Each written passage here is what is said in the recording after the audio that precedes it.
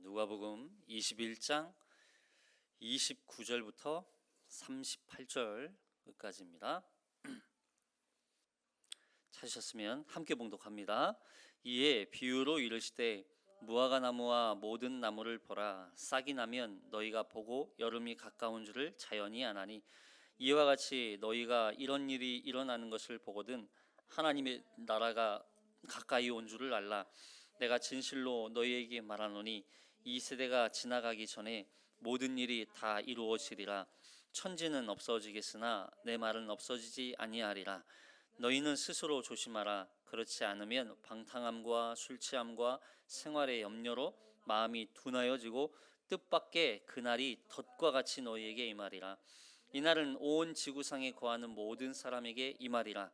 이러므로 너희는 장차 올 이 모든 일을 능히 피하고 인자 앞에 서도록 항상 기도하며 깨어 있으라 하시니라. 예수께서 낮에는 성전에서 가르치시고 밤에는 나가 감람원이라 하는 산에서 쉬시니 모든 백성이 그 말씀을 들으려고 이른 아침에 성전이 나아가더라. 아멘. 오늘은 이제 누가복음 21장 뒷부분인데요.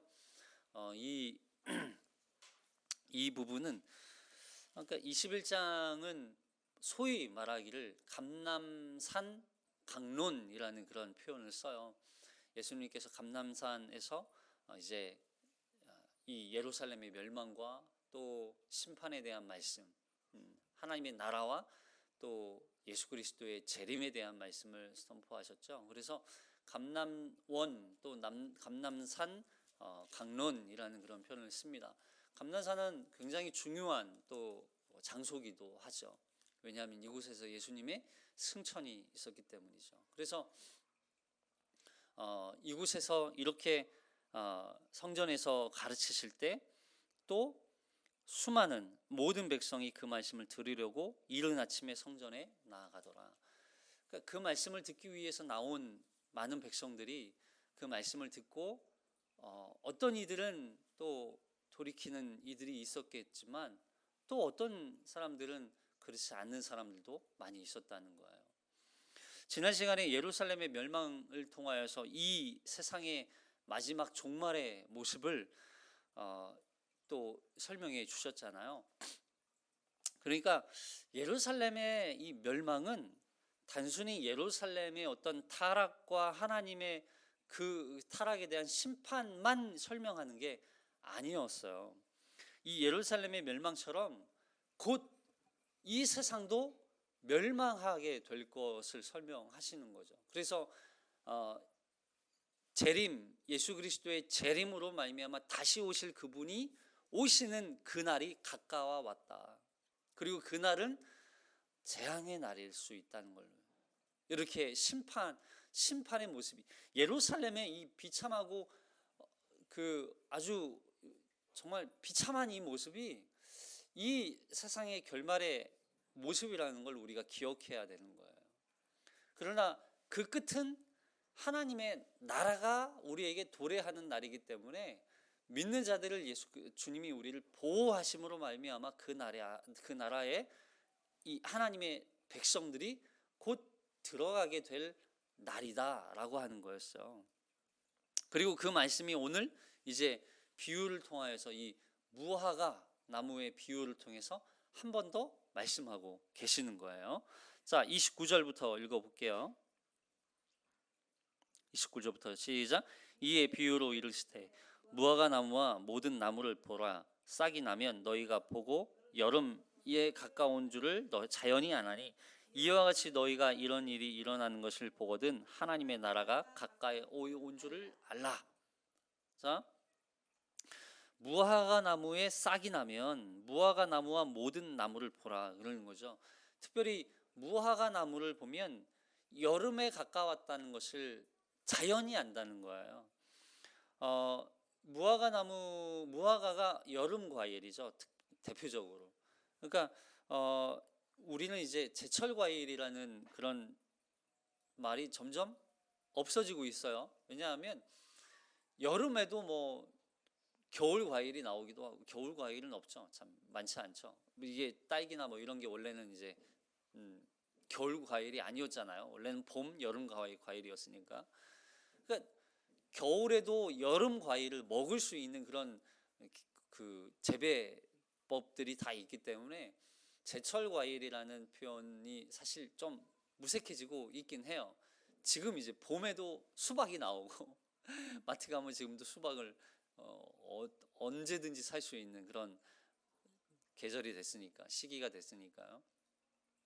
그러나 이 제철과 상관없이 과일을 우리는 먹을 수 있지만 그 당시 사람들은 그렇지 않았다는 거죠. 그 당시에는 뭐 자연적으로 맺지 않으면, 열매를 맺지 않으면 먹을 수 없는 시기였기 때문에, 그러니까 무화과 잎이 나고 점점 잎이 무성해지는 것을 보면 곧 이제 여름이 다 가까이 왔다는 걸 자연이 안다는 거예요. 자연이. 그러니까 무화과 잎이 나오고 자라기 시작하면 벌써 여름이 왔다는 것을 자연스럽게 알듯이, 그런 지금 앞에서 말씀하셨던 이 징조들이 있죠. 뭐 기근과 뭐 박해와 또 대적과 또 어떤 전쟁과 이런 일들이 일어나는 것을 보면 뭘 자연히 알 수 있다는 거예요. 마지막 때가 가까이 왔다는 걸 자연히 알게 된다는 거예요. 자연히. 그러니까 여기 이 자연이 안다는 말은 누가 가르쳐 주지 않아도 스스로 알 수 있다는 거예요. 스스로. 그러니까 이 말씀을요, 잘 들으셔야 되는 게 뭐냐면, 지금 사회적으로 뭐 국제적으로 일어나는 모든 현상들을 보면 지금 뭐가 가까이 왔다는 걸 자연히 알 수 있다는 거예요. 마지막 종말의 때가 지금 가까이 왔다는 걸 모든 사람들이 스스로 알 수 있을 만큼 가까이 왔다는 걸 알 수 있다는 거예요. 그러니까 이걸 반대로 말하면, 이제 그런 일들을 보면서 이런 사람들이 있어요. 아, 그래, 성경에서 말하는 것처럼, 하나님이 말씀하신 것처럼 마지막 종말의 때가 가까이 왔구나 라고 생각하는 사람들이 있는 반면, 어떤 사람들은 에이 무슨 종말이야, 아니야, 그냥 그런 거 없어 라고 그냥 알지만 없다고 스스로 그걸 부정하는 사람들이 있다는 얘기죠. 이해되세요? 그러니까 모든 사람들은 다 자연히 알아요. 아, 이게 종말의 때라는 사실을 다 알아요. 그러나 그걸 인정하고 부정한다는 얘기예요. 인정하지 않고 부정하고 있다는 얘기인 거예요. 이게 뭐예요? 마지막 때에 있을 미혹이에요. 결국 미혹. 아니야, 아무 일도 없을 거야, 괜찮아, 그런 일은 일어나지 않아, 그냥 지금 그렇게 살아도 돼 라고 말하는 거죠. 이게 마지막 때에 있는 미혹이. 그래서 뭐 누가 가르쳐 주지 않아도 마지막 때라는 사실을 자연히 아는 거예요. 여러분, 우리가 하나님 나라가 언제 임해요? 하나님의 나라가 언제 오냐고요. 알 수 있어요, 없어요? 그날이 중요한 게 아니에요. 언제가 중요한 게 아니라 지금 그 날이 가까이 오고 있다는 걸 아는 게 중요하다는 거예요. 여기 이렇게 표현하잖아요. 싹이 나면 너희가 보고 여름이 가까운 줄을 자연히 아나니.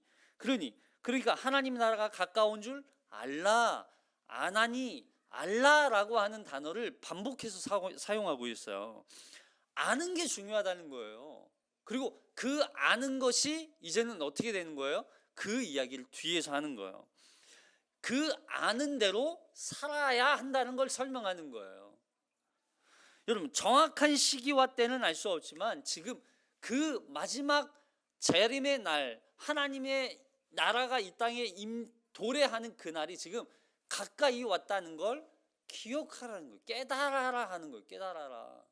그날이 없다고 치부하지 말고 부정하지 말고 지금 그날이 우리를 향하여서 지금 가까이 왔다는 걸 인정하라는 거예요. 인정하고 그걸 준비하면서 사는 거예요.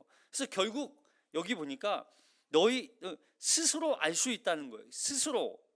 결국 자칫 방심하기 시작하면 그 마지막 날을 준비하지 못한 것에 대해서 핑계 댈 수 없다는 거예요. 핑계 댈 수 없다. 야, 너 몰랐어? 저 몰랐는데요? 그렇게 말할 수 없다는 거예요.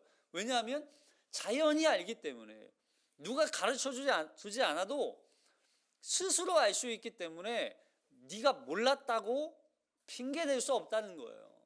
마지막 때 주님이 오시는 그 재림의 모습, 구름 타고 영광 가운데 임하시는 그 주님의 모습을 보면서 사람들이 다 안다는 거예요. 주님이 오셨구나. 근데 그날 그 주님을 보면서 주님 오셨어요? 아니, 언제 오셨어요? 저 몰랐는데요 라고 말할 수 없다는 얘기예요. 결국 뭐예요? 모든 사람들이 그 마지막 심판 앞에서 결코 핑계댈 수 없다는 거. 핑계댈 수 없다. 여러분, 이 마지막 때를 사는 동안 우리가 사는 그 삶의 목적과 방향이 얼마나 중요한지 아세요? 우리가 그렇게 살아가는, 인정하지 않고 부정하는 그 삶을 살다가 그냥 그날이 덫과 같이 우리 가운데 임한다고. 덫과 같이, 덫처럼 우리에게 임할 때 우리가 그날을 준비하지 않고 그냥 부정하고 인정하지 않고 살다가 덫과 같이 임했던 그날로 인하여서 큰일 났다. 큰일 났다. 그렇게 할 수 없다는 거예요.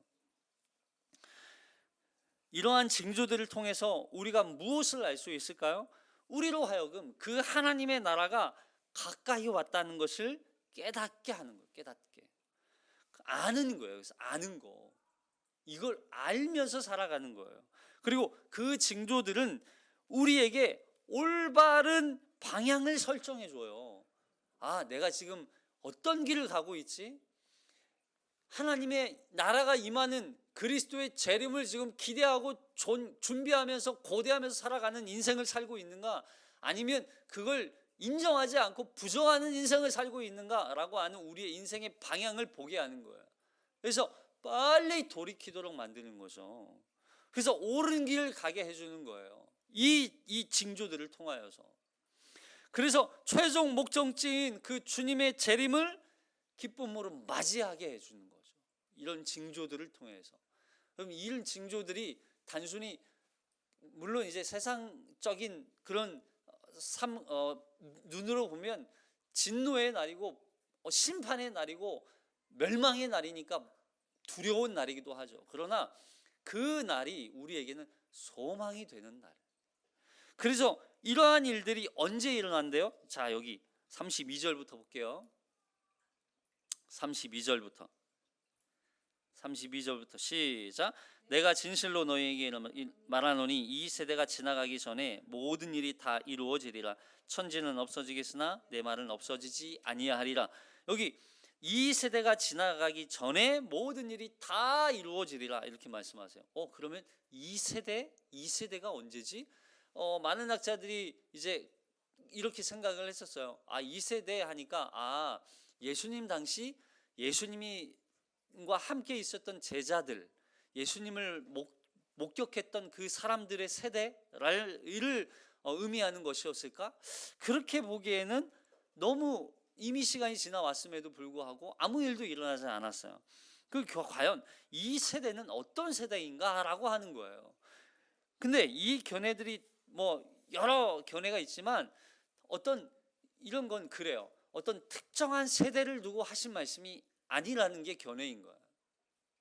어떤 특정한 그 예수님 당시 어떤 세대, 또 종교개혁 때 어떤 세대, 또 누가 정권으로 잡고 있던 어떤 세대, 이런 세대가 아니라 이건 왜냐하면 여기 33절에 나왔던 이 뒤에 나오는 말씀 때문에 그래요. 이 말씀처럼 종말의 세대를 살아가는 모든 사람들로 이해하는 게 더 적절해 보이는 거죠. 지금 우리가 살고 있는 이 종말의 세대, 이 세대를 두고 하신 말씀으로 보는 게 더 성경적으로 이해가 된다는 거죠. 근데 그날은 어떻게 된대요? 반드시 오고야 만다는 거예요. 반드시 오고야 만다는 거예요. 그래서 우리 주님께서 하신 말씀은 무슨 일이 일어나도 반드시 그대로 완성된다는 거죠. 그래서 그렇게 말씀하시는 거죠. 내 말은 없어지지 아니하리라. 천지는 없어지겠으나 내 말은 없어지지 아니야. 무슨 얘기예요? 하나님이 말씀하신 이 땅 가운데 임할 하나님의 진노와 심판 그리고 멸망은 결국 하나님께서 말씀하셨던 그 날, 그때 하나님의 섭리대로 그날이 다가오고야 만다라고 하는 거예요. 그 약속하신 그대로 반드시 이루어진다라고 하는 걸 말씀하시는 거예요. 그래서 6절에서 예수님께서 예루살렘의 돌 위에 돌 하나도 남지 아니하리라 이렇게 말씀하셨던 것처럼 약간 대조죠. 왜냐하면 영원할 것 같았던 이 예루살렘 성, 영원할 것 같았던 이 로마 정권, 강력한 이 로마 정권, 로마 제국이 무너진다는 건 상상할 수 없었어요.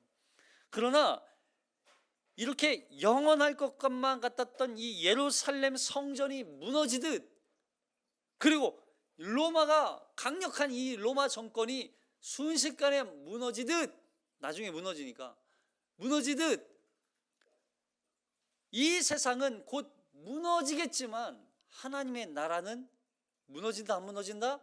안 무너진다. 무너지지 않는다. 대조해서 말씀하시는 거예요. 너희가 바라보는 이 예루살렘 성전, 너희가 살아가고 있는 이 세상 영원할 것 같으냐? 그렇지 않다는 거예요.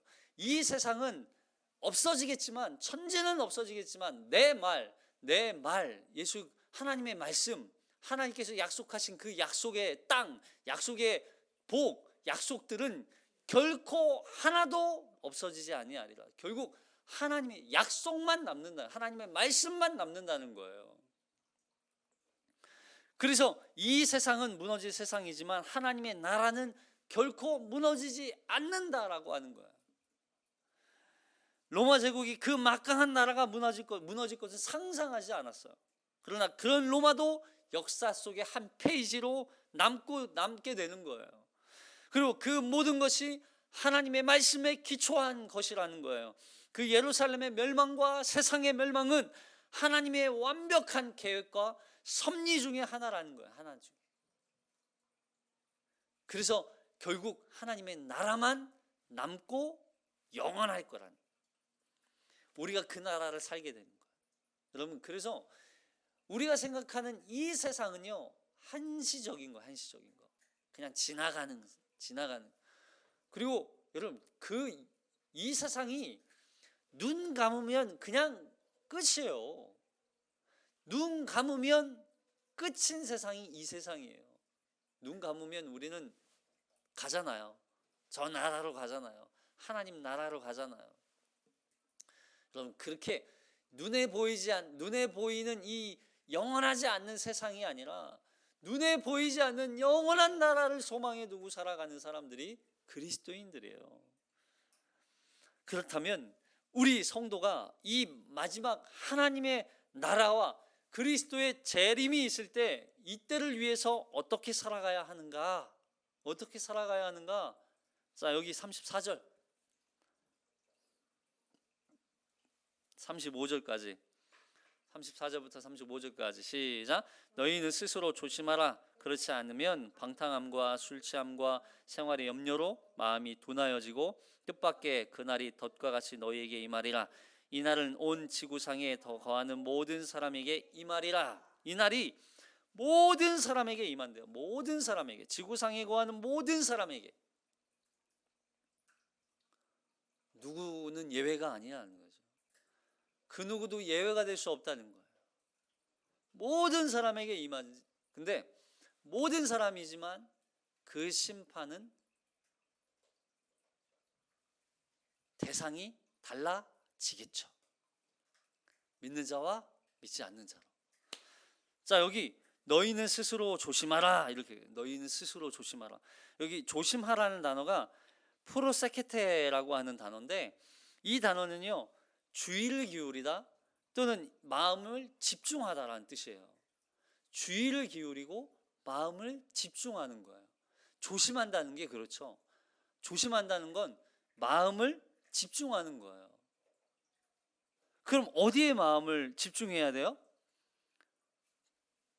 이 땅에 임할 그 어떤 멸망과 심판의 징조들에 이렇게 막 집중을 해야 돼요? 아니면 하나님의 나라에 집중을 해야 돼요? 포인트가 이거예요. 여기 이 땅에, 이 세상에 멸망할 것에 대해 우리가 마음을 집중하는 게 아니에요. 우리의 마음이 하나님의 나라와 재림의 마음이 집중되어야 되는 거예요. 거기에 신중을 기울이는 거예요. 주의를 기울이는 거예요. 그렇게 살다 보면 우리가 이 땅에서 살아가는 우리의 삶의 모습들이 어떠한 지금 삶의 패턴들, 생각들, 자세로 살아가고 있는지가 점검되어지는 거예요. 그래서 방탕함과 술 취함과 생활의 염려와 마음이 둔하여진대요. 그렇지 않으면. 여러분, 이건 다 이게 술 취함, 방탕함, 생활의 염려, 마음이 둔하여지고, 이게 스스로 주의를 기울이고 조심하지 않으면 여기에 다 빠진다는 거예요. 주의를 기울이고 마음을 집중하지 않고 조심하지 않으면, 신중하지 않으면 여기에 다 빠진다는 얘기예요. 여러분, 이게 쉬워요, 어려워요? 참 어려워요. 참 어려워요. 우리의 마음을 하나님의 나라에 집중해서 살아간다는 게 참 어려워요. 여기 방탕함과 술 취함을 같이 사용하고 있죠. 재미있는 것은 이 단어가 의학적으로는 이게 술 취하면 어떻게 돼요? 술 취하면 사람들이 이렇게 비몽사몽 해롱해롱 하잖아요. 그러니까 술 취하면 이게 머리에 두통이 나타나는 표현이 있어요. 술에 취했다, 머리에 두통이 있다. 그러니까 이 술 취했다는 건 이 감각, 그 중추신경을 자극해서 판단력을 흐리게 하는 거죠. 그래서 이 머리가 온전하게 그 작동을 못하게 만드는 거예요. 거기에 이제 계속 이렇게 집중되다 보면 거기에 중독이 되죠, 계속. 그래서 이 술 중독, 알코올 중독에 빠진 사람은 이 신경계가 계속 거기에 중독돼 있어서 헤어나올 수가 없어요. 그걸 계속 찾게 되는 거죠. 한번 맛들이게 되면. 그래서 그때 나타나는 그 현상하고 똑같은 거예요. 방탕함이라고 하는 표현과 술 취함이라고 하는 표현이 같은 그런 현상을 가지고 있는 거예요. 그러니까 술 취해서 어리석은 행동이나 말을 하는 것을 뭐로 표현해요? 방탕함으로 표현하는 거예요. 그러니까 방탕한 것과 술 취한 게 따로따로가 아니라 방탕한 것과 술 취한 행동의 어떤 표현들이나 그런 증상들이 같은 표현인 거예요. 그런데 어떤 사람들은 이 말씀을 술 취하지만 않으면 괜찮지 않아요? 성경에 술 취하지 말라라고만 했지 술 마시지 말라고는 안 하지 않았습니까? 술 마셔도 되지 않습니까? 술 마시는 건 나쁜 거 아니지 않습니까? 건강에도 좋다고 하는데 라고 하면서 그렇게 생각하시는 분들이 있죠. 여러분, 술 취하지 말라는 말은 술을 적게 마셔도 된다라는 그런 말이 아니에요. 술로 인해서 우리의 생각과 마음이 하나님의 나라와 그 그리스도 예수의 재림을 기대하고 준비하지 못하도록 만드는 게 문제인 거예요. 술 취함으로 인하여서. 여러분, 그게 잘 생각하셔야 돼요. 여러분, 술 취함과 방탕함에 이 술 취함은 그냥 단순히 술을 적게 먹어서 안 취하고 이런 게 아니라 술로 인하여서 생기는 우리의 망각이에요, 망각. 그걸 하나님의 나라와 그리스도 예수의 재림을 우리가 자꾸 잊게 된단 말이에요. 그걸 조심하라, 주의하라. 그러니까 그 하나님의 나라를 자꾸 잃어버리게 만든단 말이에요. 그렇게 되는 것을 주의하라.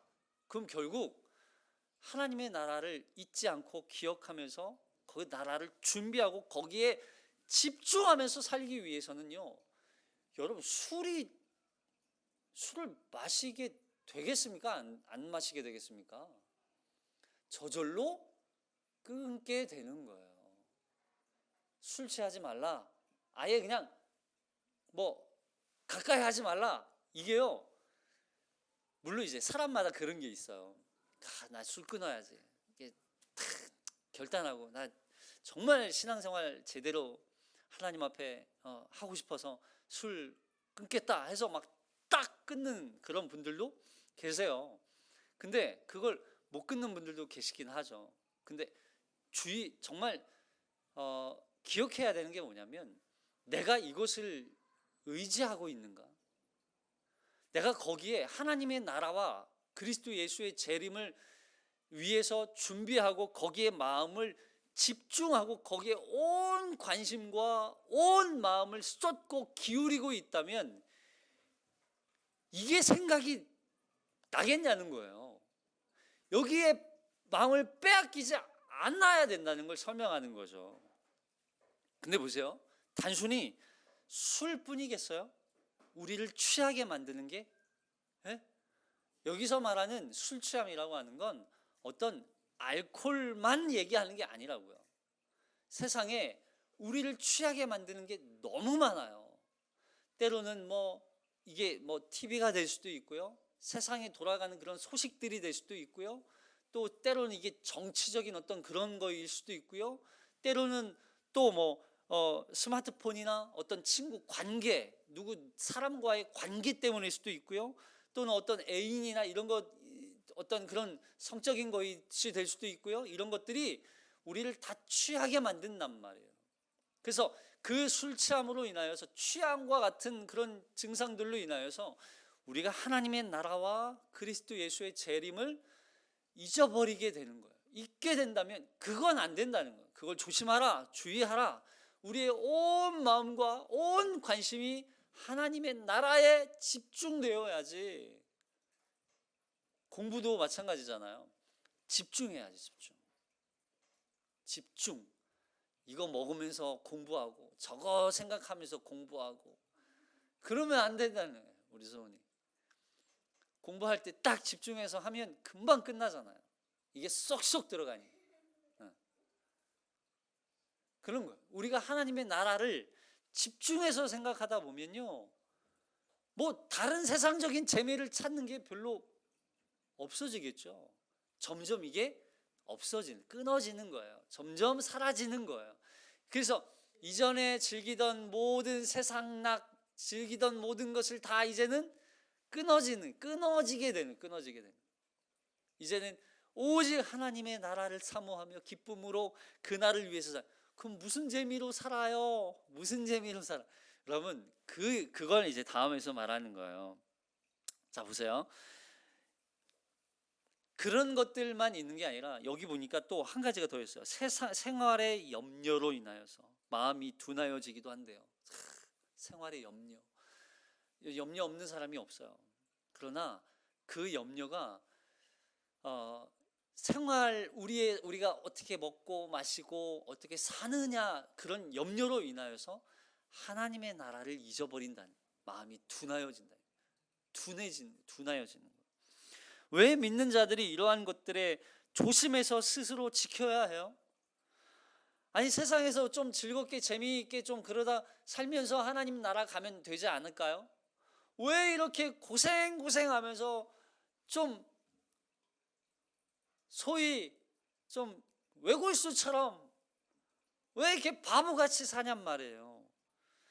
그건 바로 세상의 것들에 유혹되고 미혹되어서 마지막 때를 알지 못한 채 덫과 같이 우리에게 임할 때, 그날 하나님의 나라가 임할 때, 주님의 그 재림의 그 심판의 메시지가 선포될 때, 그날이 얼마나 두려운지를 우리가 잊어버리기 때문인 거예요. 그날을 우리가 준비해야 돼요. 그러면 자, 전도서 9장 12절. 전도서 9장 12절. 시작. 분명히 사람은 자기의 시기도 알지 못하나니 물고기들이 재난의 그물에 걸리고 새들이 오물무에 걸림같이 인생들도 재앙의 날이 그들에게 호련히 임하면 거기에 걸린다. 호련히 임할 때 물고기가 뭐 그물에 걸리고 싶어서 걸렸어요? 새들이 올무에 걸리고 싶어서 걸렸어요? 그렇지 않다는 거예요. 우리도 호련히 그날이 임할 때 거기에 걸리게 되는 거예요. 참 두려운 날이죠. 그래서 우리는 항상 그날을 준비하며 두렵고 떨리는 마음으로 살아가요. 그러기 위해서 근데 그렇게 살 때 참 어렵고 힘들어 보이지만 가능하대요. 어떻게 해요? 자, 36절부터 시작. 이러므로 너희는 장차 올 이 모든 일을 능히 피하고 인자 앞에 서도록 항상 기도하며 깨어 있으라 하시니라. 아멘. 항상 기도하고 깨어 있으라. 항상 기도하고 깨어 있으라. 근데 항상 기도한다는 게 매일 나와서 하나님 이 교회 나와서 이렇게 기도하고 있어라. 아무것도 하지 말고 그런 뜻이라고 그랬어요? 아니죠. 이거는요. 그런 어떤 장소적 개념이 아니라고 그랬어요. 항상 나와서 무릎 꿇고 기도하는 그런 장소적인 개념이 아니라 어떤 자세와 태도의 이야기예요. 태도의 이야기. 항상 묵시로 기도하는 거예요. 항상 밥할 때도 기도하고 공부할 때도 기도하고 그 나라를 사모하는 마음으로 주님 우리에게 하나님의 나라가 임합니다. 그날이 곧 다가올 것입니다. 그날을 준비하게 하옵소서. 그 심판을 두렵고 떨림으로 통과하게 하옵소서. 주님 도와주시옵소서. 이렇게 기도하는 거예요. 이걸 수시로 매 순간마다 항상 기도하라. 데살로니가전서에서 그랬잖아요. 그리고 모든 일을 능히 피하라는 말은 여기서 능히 피하다는 탈출한다는 뜻이거든요. 탈출하다. 그러면 이 세상은 멸망하는 세상이기 때문에 이 세상으로부터 탈출해서 피해야 되는 거예요. 어디로 피해요 그러면? 그리스도. 할렐루야. 우리가 이 멸망하는 세상으로부터 탈출해서 피해야 할 유일한 피난처는 어디예요? 그리스도. 예수 그리스도. 예수님이에요. 그 예수님께 피하는 길만이 우리가 이 세상으로부터 이 세상에서 멸망하는 것을 우리가 피할 수 있는 거예요. 우리의 유일한 피난처, 우리의 구원의 반석이시오 요새이시오 산성이신 그분 앞에 피하는 거, 그분이 우리의 피난처가 되어주셔서 우리의 구원을 최종적으로 완성하실 그분 앞에 우리가 피하는 거예요. 그분이 바로 예수 그리스도인 거예요. 그러니까 항상 기도하며 깨어있다가 그 마지막 때, 그 멸망의 때, 멸망하는 이 세상으로부터 우리의 피난처이신 주님께 우리는 항상 탈출하는 거예요. 그러면 세상에 우리는 세상에 이렇게 매이게 만들어요. 이 세상에 우리는 빠지게 만들어요. 그래서 이 세상으로부터 도망칠 수 없게 만들죠. 그래서 고통 가운데 계속, 그리고 이 세상과 함께 우리를 멸망하게 만드는 거예요. 그러나 하나님은 우리를 계속 말씀하시죠. 그래서 사실 이 말씀은요, 계속 우리가 어디에 정체성을 가지고 어디를 바라보고 무엇을 위해서 살아가야 하는지를 계속 말씀하시는 거예요. 야, 말씀을 봐라. 너희가 지금 어디에 있는지 점검하고 빨리 탈출하라. 이 세상으로부터 탈출해야 한다. 이 세상은 멸망하는 세상이다. 소돔과 고모라와 같이 멸망하는 세상을 향하여서 탈출을 하라고 그렇게 얘기했지만 그 멸망하는 세상이 너무나 안타까워서 뒤돌아보다가 결국 소금기둥이 되어버렸던 롯의 처처럼, 여러분 우리는 너무 이 세상의 마음을 빼앗기고 있어요. 그리고 세상도 우리를 너무 세상에 빠지게 만드는 거죠. 우리는 예수님 앞에 서야 돼요. 여러분 이렇게 말씀하신 이유가 뭐예요? 나 앞에 서기 위해, 모든 일을 피하고 인자 앞에 서도록 하기 위해서. 인자 앞에, 여러분 우리는 다 누구 앞에 서야 돼요? 인자 앞에 서야 돼요. 예수 앞에 서야 돼요. 예수 앞에 서야 할 자들이에요. 그 앞에 서기 위해서 우리는 기도하고 깨어 있어야 되고, 그리고 우리가 그날을 준비하고 바라보며 마지막 때를 기다리고 소망하면서 살아가야 돼요. 인자 앞에 서야 돼요. 그래서 그 앞에 서기 위해서 우리는 기도하는 거고, 그 앞에 서기 위해서 깨어 있어야 되고, 그 앞에 우리가 구원받아 하나님 앞에 서기 위해서 우리는 그날을 준비해야 되는 거예요. 앞서서 방탕함, 술 취함, 생활의 염려를 피하기 위해서 필요한 것이 항상 기도하고 깨어있는 자라는 거예요. 왜요? 마지막 하나님의 나라가 가까이 왔기 때문에. 그래서 우리의 최종 목적은 뭐예요? 그 앞에 서는 거, 하나님 앞에 서는 거, 예수 앞에 서는 거예요. 우리는 마지막 그날을 위해서 사는 거예요. 우리의 삶의 목적, 우리의 삶의 방향, 그날 때문에 사는 거예요. 그날. 그리고 그날을 위해서 깨어 기도하며 살아가는 거예요. 우리가 기도할 때 현실의 문제를 위해서도 기도해야 되지만, 우리가 그날을 위해서 그 앞에 하나님 앞에 서기 위해서 기도해야 돼요. 우리를 도와주시옵소서. 그 하나님 앞에 설 수 있도록 우리를 붙잡아 주시옵소서. 우리와 동행해 주시옵소서. 그날은 반드시 와요. 그날은 반드시 와요. 그날이 언제인지는 알 수 없지만 반드시 와요.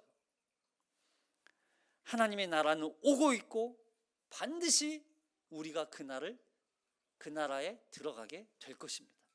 그리고 우리는 주님을 만나게 될 거예요. 주님 앞에 서서 주님이 우리를 위해 대언자로, 중보자로 서시며 하나님 나라에 우리를 능히 들어가게 하시며, 그리고 영원한 하나님 나라에서 멸망한 세상이 아닌 영원한 그 아름다운 영광과 존귀와 감사와 찬양을 올려드리며 그 나라에서 영원히 살게 될 것입니다. 그 날을 사모하며 오늘 하루 또 한 주간 순종하며, 좀 때로는 어렵고 바보 같은 어리석은 삶이라 할지라도 그 앞에 충성하며 살아가는 우리가 되시기를 주님의 이름으로 축복합니다. 기도하겠습니다.